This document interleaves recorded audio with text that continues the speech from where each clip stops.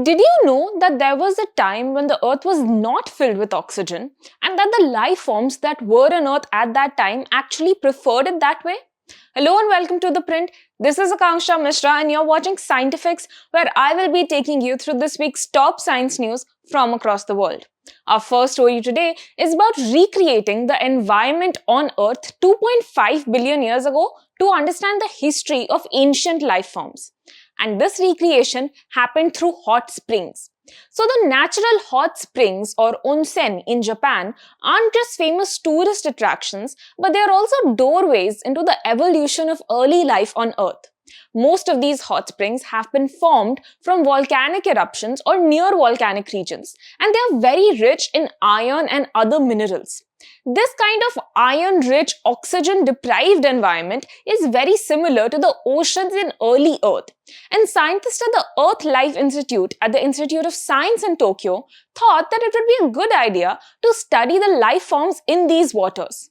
They found two main kinds of microbes. One was cyanobacteria, which uses little bit of sunlight to produce oxygen as a byproduct, and another microbe was an iron oxidizing bacteria. This used the oxygen that's produced by cyanobacteria to convert iron into energy. So these early ecosystems on Earth were very collaborative networks where organisms worked together and survived with limited resources. The study also shows that Japanese hot springs are living analogues of our planet's biological history. Next up, a unique historical study from the Gulf region analyzed rock art panels in the Nefu Desert of northern Saudi Arabia. The study found that pictures of camel, gazelle, and other humanistic and naturalistic figures weren't just random art pieces, but they told the unique story of the geography of that region. So 12,000 years ago, the deserts of Saudi Arabia were occupied by nomadic human groups that moved from one place to another in search of food and, more importantly, in search of water. So the rock art panels that the archaeologists found in what is known as the Green Arabia project were located in areas that were close to the water sources of that time. This meant that the early humans were not drawing these images just for entertainment. Instead, they were leaving behind vital clues of where water was located in this desert and where they themselves had settled. While other carvings that were found in West Asia are hidden, these carvings are etched onto huge cliff faces which are signaling active presence of humans, their movement routes, and the cultural identity of these people.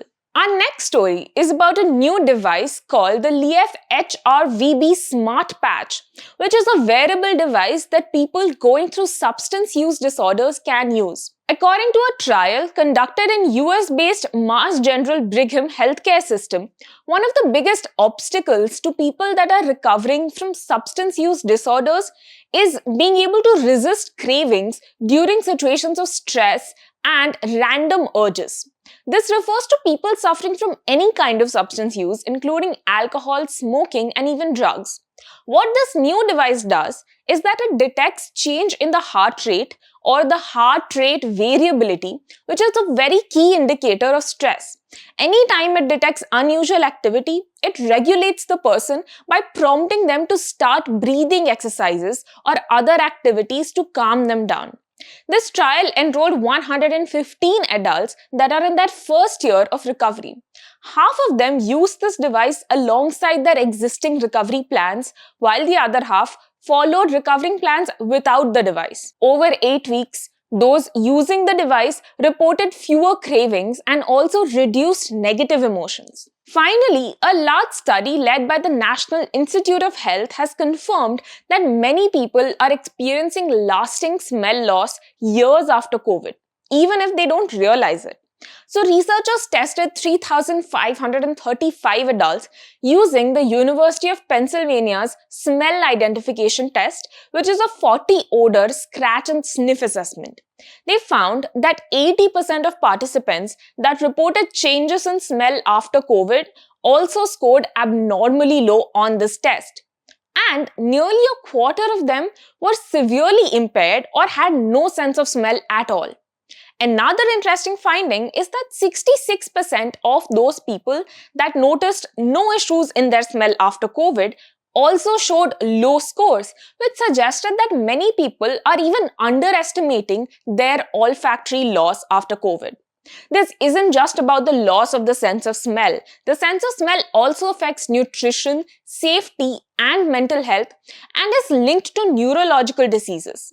Researchers of the study urged routine smell testing in post COVID care, while newer therapies for this are currently being explored by scientists across the world. That's all we have for you today. Thank you for tuning into The Print.